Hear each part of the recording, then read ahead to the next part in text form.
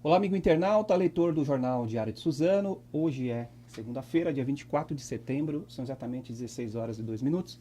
Estamos dando continuidade às entrevistas com os candidatos nas eleições desse ano. Hoje nós temos aqui o deputado federal, candidato à reeleição, Jundiaí. Ele é candidato à reeleição pelo MDB. É deputado de segundo mandato, foi três vezes deputado estadual, prefeito de Mogi das Cruzes reeleito, foi vereador. E hoje está aqui e você pode participar também, mandando suas perguntas para o WhatsApp do Diário de Suzano, que é o 975691373, ou na live do Facebook. Você pode encaminhar as suas mensagens. Eu sou Edgar Leite, jornalista, e a Aline Moreira vai estar recebendo as suas mensagens no WhatsApp. Está ali no canto. Vocês mandam, as perguntas vão ser transmitidas para o deputado. Deputado Jundiaí, muito obrigado pela sua participação, obrigado por ter aceitado o convite. Queria que o senhor desse uma boa tarde, um alô para o nosso internauta. Obrigado, Edgar. Primeiramente, agradecer esse grande grupo de comunicação, Jornal DS, Diário de Suzano, e dizer da importância de vocês, da imprensa falada, escrita, televisionada, digital ou não, para nós, homens públicos, porque estamos num processo onde os mecanismos para a gente se interagir com a população em nível de campanha eleitoral, nós tivemos mudanças. Daí a razão da importância de vocês. Eu agradeço, viu, Edgar? Tá? Muito obrigado, Aline, que está nos acompanhando aqui. Grande abraço ao povo, não só de Suzano, mas da região do Alto Tietê. Deputado, por que o senhor decidiu se candidatar à reeleição? Olha, eu sou vocacionado por Deus e agradeço todos os dias essa vocação que tocou fundo a minha alma e meu coração, e principalmente por ser, né, descendente da imigração japonesa, cujos meus avós, meus pais, sempre disseram, olha, vocês, brasileiros, nascidos nessa terra santa que abrigou a nós, né, imigrantes, vocês amem este país, continuem trabalhando, né, com toda a seriedade e honestidade e fazendo algo mais do que a própria profissão que vocês têm. Isso tem me impulsionado ao longo dos anos, além de ser um empresário. Hoje, eu e meu filho Juliano somos um dos maiores produtores de orquídeas aqui de Mogi das Cruzes, do Alto Tietê. Levamos a nossa produção para a cooperativa Olambra. Portanto, além da nossa profissão, eu tenho, né, esse sentimento de que política com P maiúsculo tem que ser uma missão. E venho cumprindo religiosamente, tentando ajudar, modestamente sim, né, mas exercendo vários vamos dizer assim, cargos e funções, como você já citou, e apesar, né, de já ter uma idade um pouco, né, acima da média daquelas pessoas que estão na ativa, eu sempre digo, né, com total honestidade, que eu estou aqui com meus 77 anos, né, muito entusiasta, adorando esse Brasil e sabedor de que não existe um país com potencialidade como o Brasil e que a gente tem que dar, né, a nossa contribuição para melhorar em termos macro, em termos municipais.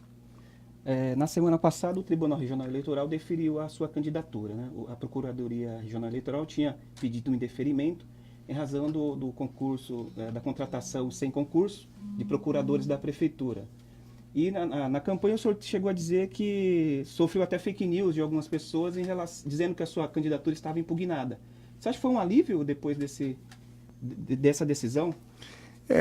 O alívio, o Edgar, na verdade, já na minha campanha de 2014, esse assunto tinha sido, né, alvo de uma exploração exageradamente, né, de fontes não dignas, tá certo? Né? Nem vou citar aqui, que, lamentavelmente, né, confundiu a população do Alto Tietê, do Estado, de uma forma geral, porque nós sabíamos que para você ser condenado, né, e enquadrado na lei ficha limpa, você precisa ter alguns requisitos. E eu não tenho esses requisitos como, né, dolo, malversação do dinheiro público e principalmente enriquecimento ilícito. Baseado nisso, em 2014, eu tive o deferimento da minha candidatura, né, através do Tribunal Superior Eleitoral, da ministra Luciana Lócio. E dessa vez, mais do que nunca, unanimemente, já nem precisou ir para o Tribunal Superior Eleitoral. Aqui, Tribunal, né, Regional Eleitoral, unanimemente, se baseando, né, nesses dados, estou totalmente, né, com qualificações para continuar essa jornada e, dessa vez, talvez as pessoas não sejam tão maldosas para explorar, colocando em vários cantos desse estado de São Paulo, né? Certo? Praticamente esse fake news, né? Tomara que eu possa caminhar com tranquilidade, porque eu tenho certeza, né, de que as pessoas acreditam nas nossas propostas e na minha vida pregressa. Em abril desse ano, o senhor deixou o PSD, né, e foi para o MDB para disputar as eleições. Esse ano tem o seu vice, em 2004, que é o Marco Aurélio Bertolaro, que também disputa o cargo de deputado federal. Você acha que é uma disputa saudável e bom para Mogi a possibilidade de ter 2 deputados federais? Aliás, Edgar, eu entendo, né, que todos os candidatos são valorosos, né? E esse processo democrático, por mais que nós tenhamos aí alguns sistemas, né, dentro do processo político-partidário eleitoral, distorcidos, eu diria para você, uma das distorções que eu sinto, né, de hoje é a proliferação, né, de mais de 3 dezenas de partidos políticos no Brasil. E, lamentavelmente, inclusive, isso dificulta, porque o sistema é proporcional. Ou, em outras palavras, né, o deputado estadual federal, né, disputa os votos de estado inteirinho. E eu entendo que, além de ser uma campanha custosa, não só em termos de recursos financeiros, né, não leva nada você ir lá em Ribeirão Preto fazer uma campanha, você sendo da região do Alto Tietê. Como também fica muito difícil as pessoas de fora virem aqui em Mogi das Cruzes, na nossa região, Suzano, uma cidade super importante, levando votos e depois não dá atenção devida, né? Então, diante disto, eu acredito que é muito saudável nós termos, né, 4, 5, 6, 10 representantes, mas da nossa região, para que o povo da Alto Tietê possa compatibilizar, né, os predicados desses candidatos para eleger, né, genuinamente aqueles que representam a nossa região. E eu me coloco à disposição, né, não desmerecendo ninguém. É quase um voto distrital, assim. Sou a favor do voto distrital. Eu sou a favor do voto distrital, viu, Edgar? Por quê? Isso facilitaria muito o conhecimento do eleitor, né, com os seus eventuais favoritos, né? O senhor hoje está ocupando a vaga na Câmara em função da cassação do mandato do Paulo Maluf, né? Como que é o senhor assumir, né, esses poucos meses aí para encerrar esse mandato, nessas condições, né, a cassação de um colega? Eu lamento, né, ter ficado 3 anos fora, né, até em função do fake news, que me atrapalhou muito na minha reeleição, em 2014, mas sem convencimento, né? Eu que já fui, né, vereador, deputado estadual, prefeito, né, eu tenho uma experiência muito grande. Tanto é verdade que em 2013...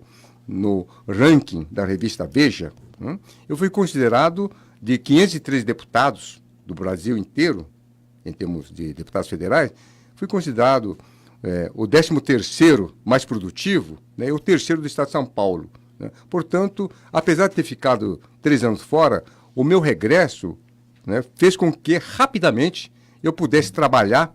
E, por exemplo, em termos de verbas extraordinárias, nós destinamos, em 3 meses de trabalho, após fevereiro deste ano, né, já R$400 mil para Suzano, dos quais 200 mil já liberados na área de saúde, né, e não contando, inclusive, a importância dessa representatividade, porque na legislatura anterior nós já destinamos para Suzano, né, R$1.700.000. Então, trabalho, né, muito importante, e essa minha troca para MDB me fortaleceu muito, né, da razão pela qual eu até convidei o meu filho para que nós pudéssemos estar no mesmo partido para praticamente reorganizar esse grande partido, né, MDB. Já tiramos até o P, né, porque originalmente era MDB. Depois de um tempo ficou PMDB. Nós estamos voltando às origens e nessa reorganização eu tive um chamamento muito forte do meu velho amigo de 30 anos, Paulo Scarfe, antes da mudança. O Paulo Scarfe me falou, Junge, e eu vou ser candidato mais uma vez ao governo de São Paulo. Eu quero ser. Estou sabendo que você talvez, né, esteja à procura de outro partido. Estamos aqui, MDB, portas abertas. Assim foi o meu companheiro, vereador Mauro, né, Araújo de Mogi das Cruzes, que é o presidente do MDB, o Diegão, outro vereador jovem, né? Todos me abraçaram, né? juntamente com Líder Baleia, e essa mudança foi extraordinariamente bem, né, para a condução dos propósitos de ajudar municípios, né, da região do Alto Tietê, Vale do Paraíba, porque nós estamos atingindo quase, né, intermediando 30 milhões de reais só na capacidade minha, de deputado federal, né, para a região do Alto Tietê e do Vale do Paraíba. Uma coisa saudável, viu, Edgar? Começar a entrar em propostas, o senhor, como bem disse, já foi prefeito, né, tem conhecimento do Alto Tietê. Qual que é a prioridade que o senhor acha que as cidades aqui da região têm em comum, que o senhor pode contribuir de alguma forma em relação a propostas? Bem, em se tratando do processo local regional, eu sou municipalista. Até porque, como todos sabem, né, a grande necessidade é do município. Porém, né, os entes da federação estão totalmente quanto à divisão de recursos, né, na contramão da história. Veja bem, toda a riqueza que o produto interno bruto, o governo federal fica com 60%. Os estados, muito, 20%. E o município que mais precisa, né, para os fatores elementares de ajuda à população, fica máximo com 10%, 12%. Então, na condição de municipalista, eu quero continuar, se reeleito for, trabalhando firmemente, né, na condução das emendas parlamentares, que tem um significado muito forte. Além das emendas parlamentares, né, que são recursos destinados aos municípios, também recursos extraordinários, que são, né, do Tesouro Nacional para grandes obras, né, seja obras urbanas, sejam obras como pontes, viadutos, né, abertura de vias, asfaltamento, construção de uma estação de tratamento de água, esgoto, como nós conseguimos quando fomos prefeito municipal de Mogi, né? Então, isso eu acho que é fundamental, né? E através, né, dessa conjugação de esforços, né, com outras lideranças desse município, haveremos, né, de cuidar regionalmente, tá certo? Não só de um município, mas regionalmente. Sabe por quê, Edgar? Antigamente, os municípios eram muito fechados, né? Hoje, nós, inclusive, trabalhamos muito forte para, hoje, com o DEMAT, na época que nós éramos prefeito, né, na MAT. Por quê? O rio não atravessa, né, quer dizer, não nasce no município e estanca-se naquele município. Os rios atravessam municípios e muitas vezes os estados. Assim, o transporte coletivo. Você não pode ter só, né, o cuidado de linhas municipais. Isso tem que ser interligado, seja com trem, etc. Né? Essa ideia, né, do conjunto regional de medidas é muito importante para a gente estabelecer critérios, não só de desenvolvimento de uma cidade, mas regionalmente, para que todas não fiquem numa desigualdade. Em nível nacional, com certeza, Edgar, né, eu repito, mas não fica só no discurso, não, né, melhorar, né, o ensino de qualidade. Lamentavelmente, ao longo de décadas, para não dizer secularmente, nós temos perdido o bonde de um ensino de qualidade. Edgar do céu, como podemos permitir 4 horas de aula? Em uns países desenvolvidos, são 8 horas diárias de aula. Então, eu sou um entusiasta defensor do período integral. Aliás, eu dei toda a base como referência em Mogi das Cruzes, que hoje está atingindo quase 60% da rede municipal, né, de período integral, quando a média brasileira, né, do sul-sudeste, 10%. Né? Se você colocar, né, norte e nordeste, a média nacional de período integral das nossas escolas chega a 5%. Como lutar, né, com os Estados Unidos, né, Japão, Coreia, França, Inglaterra, que é período integral? Nós estamos perdendo a capacidade da formação do ser brasileiro. Por isso, em primeiro lugar, é educação. O senhor tem defendido o aumento do PIB da educação de 5 para 10. O senhor acha que é possível conseguir esse... Nessa crise, nem pensar. Né? Porém, crise é uma coisa que não adianta a gente estar reclamando. Né? Precisamos questionar as causas da crise participativamente para que a gente possa buscar alternativas para melhorar. Né? Eu, se fosse um presidente da República, né, passada essa fase de crise, você encontrando um equilíbrio na parte orçamentária, através de uma economia mais estável, diminuindo o desemprego, eu faria tudo para que o primeiro passo do governo, né, seria aplicar maciçamente o investimento no ensino para que nós possamos ter no Brasil inteiro o início do período integral, né, com esporte, com cultura, né, com dança, música, para completar a formação da criança, né, dos jovens, para que no futuro nós tenhamos, né, a pessoa com sentimento de civilidade, que é o cidadão, com o ensino profissional, né, extremamente qualitativo, para poder enfrentar essa concorrência do globo, né, aliás, da globalização. Caso contrário, você veja, a China está tomando conta do Brasil, a China está tomando conta dos Estados Unidos. Né? Nós permitimos a destruição da indústria têxtil no Brasil porque os chineses começaram a colocar a fazenda que faz, né, as nossas roupas, preço muito mais barato do que fabricar no Brasil. Depois acabaram com as pequenas e médias empresas de confecção de roupas.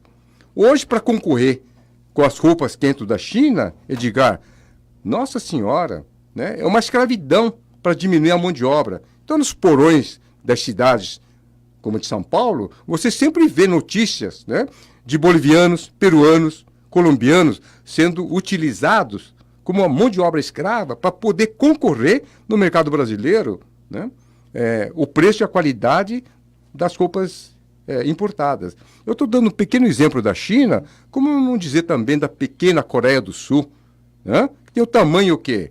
Minas Gerais, um pouco menor que Minas Gerais. Olha a fabulosa tecnologia dominando o mundo inteiro com marcas famosas de veículos. Então, a formação do ser brasileiro é fundamental, Edgar. Aline, pode... Tem uma pergunta do internauta, voltar um pouquinho a respeito de mobilidade urbana, né? O internauta perguntou, com o crescimento da população no Alto Tietê, né? Ele queria saber se o senhor tem algum projeto para melhorar o fluxo de veículos na região, tanto transporte coletivo e veículo próprio. Como parlamentar, evidente que eu não posso executar.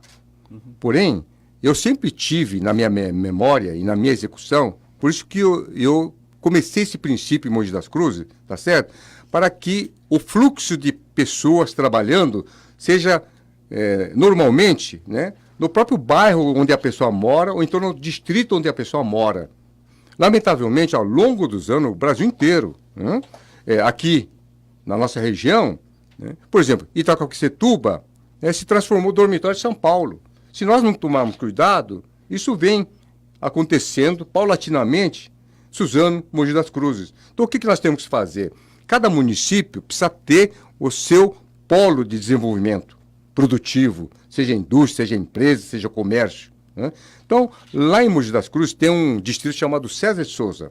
O que nós fizemos lá? Implantamos, né, um núcleo industrial para que uma grande população que habita o distrito César de Souza não precisasse ir para outros extremos da cidade, ou muito menos para outra cidade, para diminuir, né, essa complexa mobilidade. Ponto fundamental. Segundo ponto fundamental, é o mal do Brasil. Um país continental e nós não damos valor para o sistema metro-rodoviário, não, ferroviário. Né? Nós tínhamos que ter metrôs, trens, né, tomando conta em todos os rincões do território nacional. Lamentavelmente, como vocês sabem, né, nós tivemos, né, o desenvolvimento do interior de São Paulo através do sistema ferroviário. Aí, num dado momento, começamos o quê? A sucatear o sistema ferroviário. Olha que custa o Brasil para transportar, né, produtos, sejam siderúrgicos, agrícolas, é um custo elevado. Tudo em cima de caminhão. Nada contra caminhão. Porém, né, passageiros precisa ter metrôs bons, né, trens de última qualidade, né, tá certo? Num país continental dessa dimensão, certo? E baratear o custo do Brasil para poder aplicar mais nos setores fundamentais, como saúde, educação, e assim por diante. Deputado, tão logo os produtores rurais ficaram sabendo que o senhor vinha aqui na entrevista e já fizeram algumas perguntas que eu vou transmitir agora. Pois não. Primeiro é a possibilidade de um aumento do PIB do setor agrícola. Estão perguntando isso, se o senhor tem possibilidade de defender essa proposta ou não. Tem a questão da patrulha rural, né, que os produtores vivem hoje vulneráveis, muitos são assaltados nas suas propriedades. E também o senhor foi também um dos idealizadores dos varejões lá, né? Se tem possibilidade de aumentar isso nas cidades, tem uma proposta importante. Três perguntas, então. Tá ok. Bem, em primeiro lugar, o PIB, né, da agropecuária brasileira, praticamente o responsável para tentar superar essa crise. 28% do PIB, do Produto Interno Brasileiro, hoje, como há alguns anos para cá, tem sido o agronegócio, a agropecuária. E daqui a 30 anos, nós teremos a população de hoje de 7 bilhões, 800 milhões de habitantes, nós estaremos chegando a 10 bilhões. E nenhum país do mundo tem mais área agricultável como o Brasil. Né?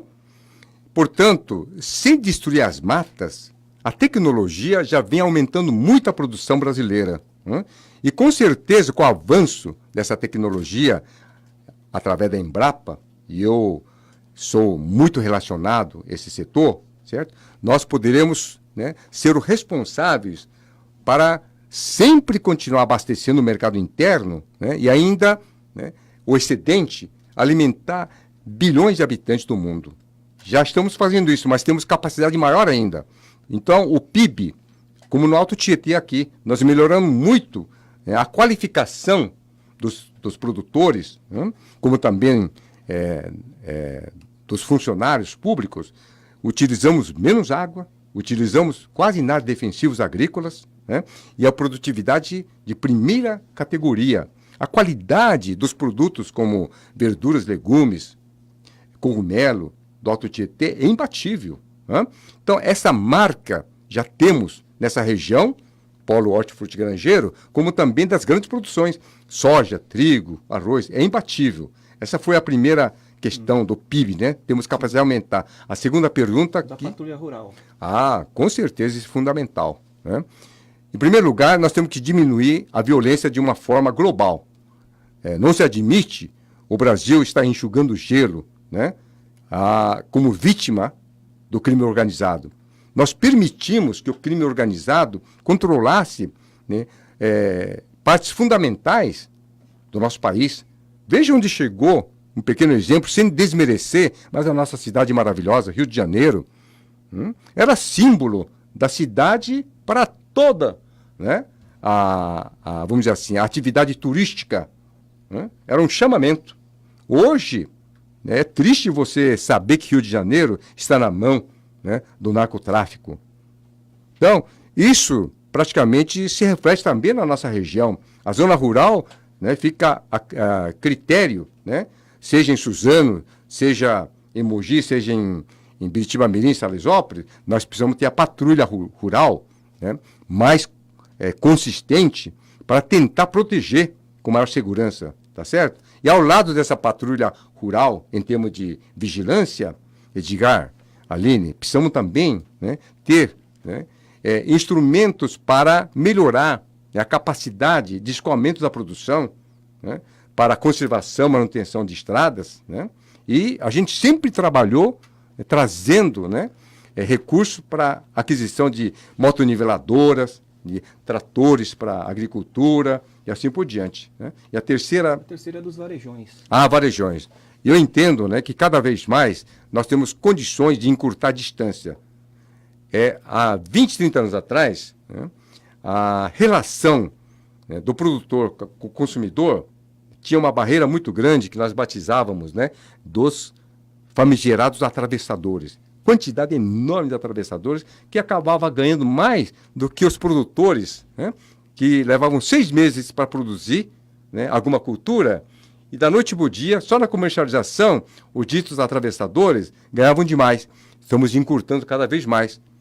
O Alto Tietê tem uma marca registrada. Não sei se vocês sabem, nós temos grupos organizados de produtores, né, que, em parceria com pequenos e médios, né, eles lavam, higienizam, embalam, né, e colocam já empacotados na gôndola do supermercado diretamente, num grande convênio, né, do setor produtivo com o setor consumidor através das distribuidoras. Né? Isso é um exemplo típico que podemos encurtar cada vez mais essa distância, né, e levar produtos de primeira qualidade com preços menores.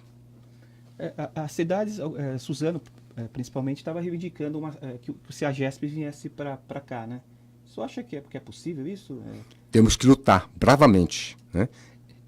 Antes do deputado Estevão Galvão e algumas lideranças aqui de Suzano reivindicarem isto, né? Nós tínhamos apontado a possibilidade, né, lá no Distrito Industrial do Tabuão, em Mogi das Cruzes. Tem uma área imensa lá, de 2 milhões de metros quadrados. Né? E central de abastecimento, não da forma que se encontra hoje aqui na Vila Jaguaré, em São Paulo. Aquilo já está superado no tempo e no espaço.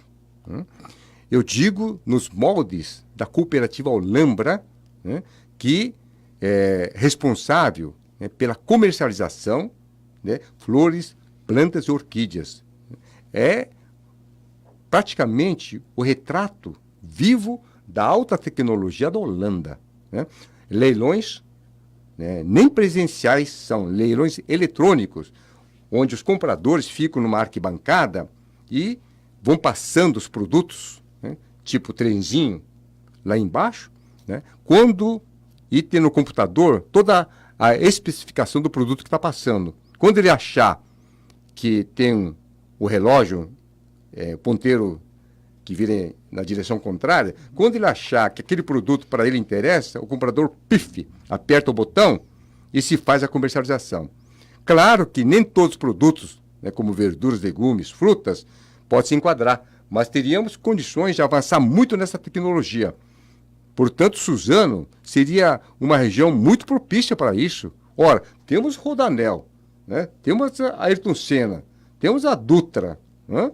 Temos a Imigrante, ok? Seria um local extraordinariamente com acesso bom e, inclusive, né, com o sistema ferroviário aqui perto, né, que era super importante, né, talvez, né, para a intermediação das regiões mais longas, né, para alguns produtos menos perecíveis.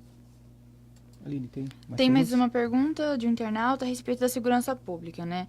Recorrente à falta de investimento do Estado com a segurança, né?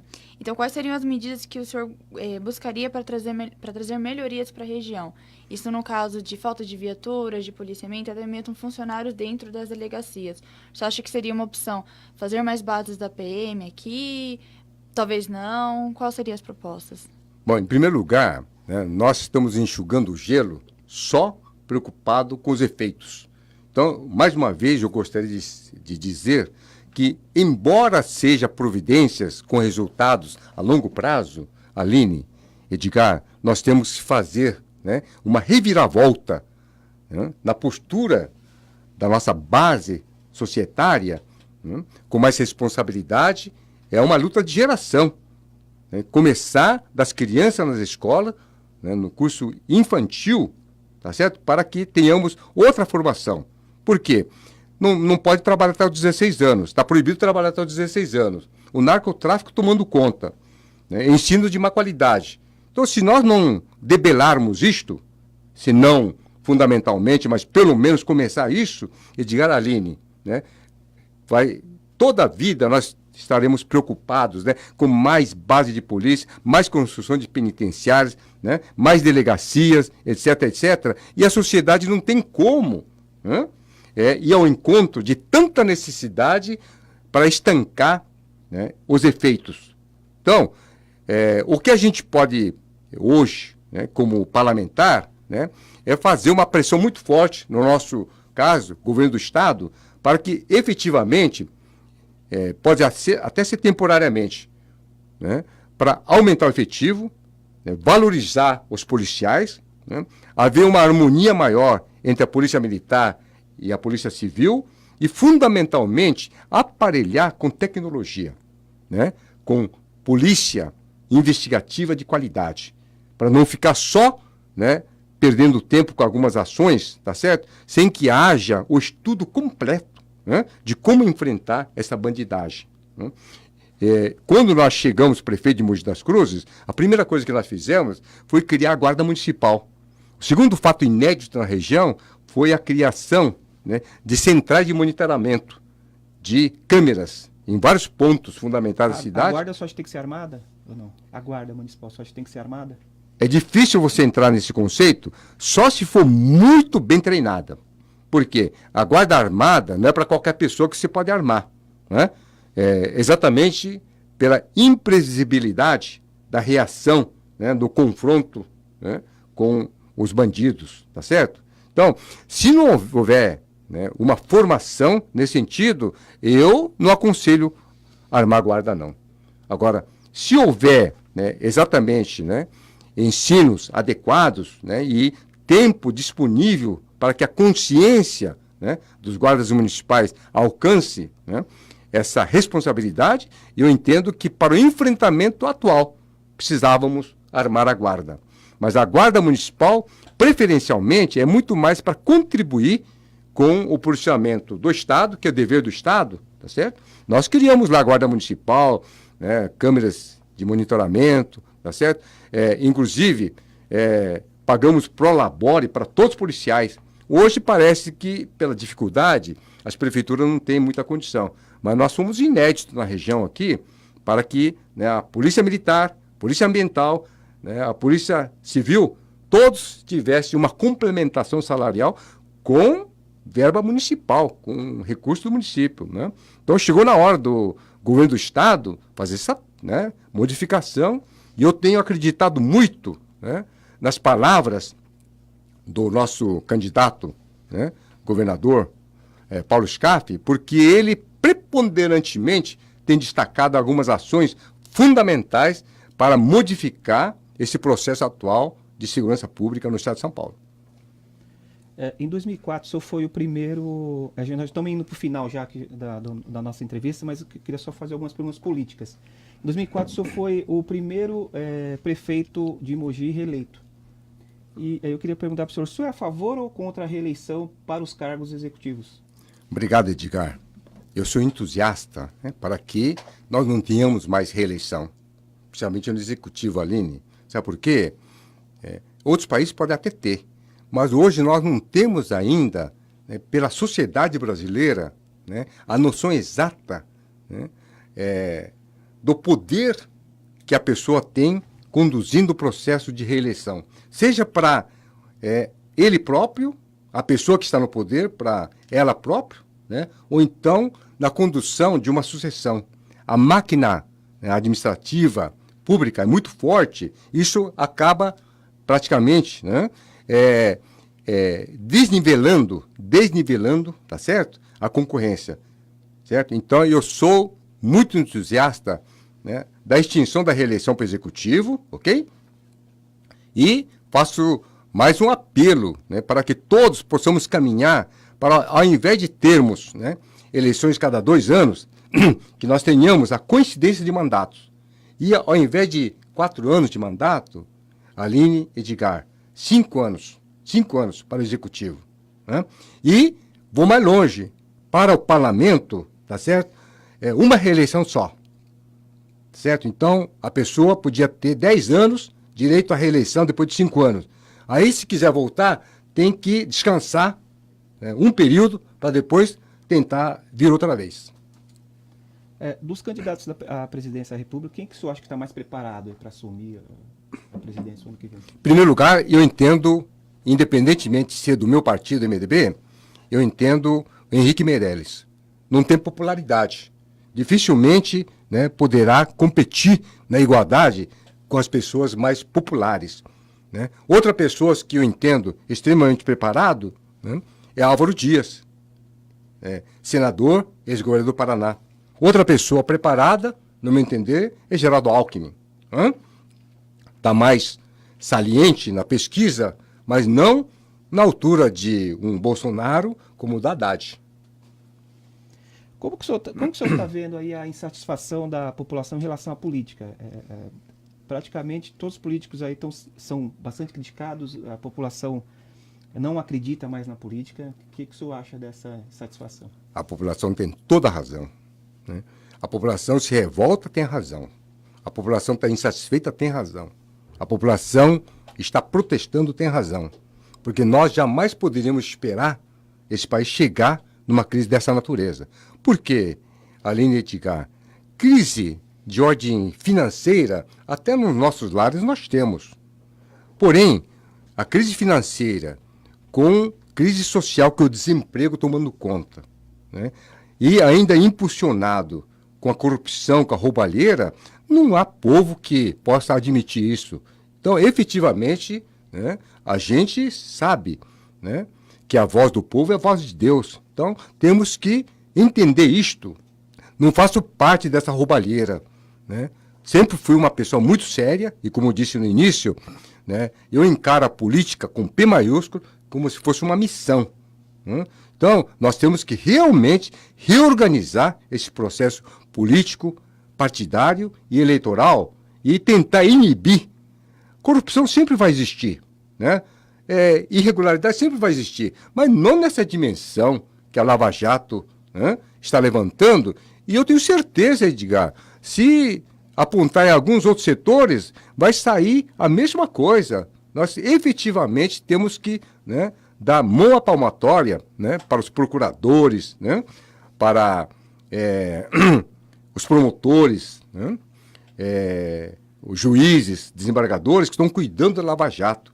Isso vai ser um paradigma, né, para tentar, daqui para frente, né, tirar a voracidade, né, desses marginais que tomam conta de certos pontos do país.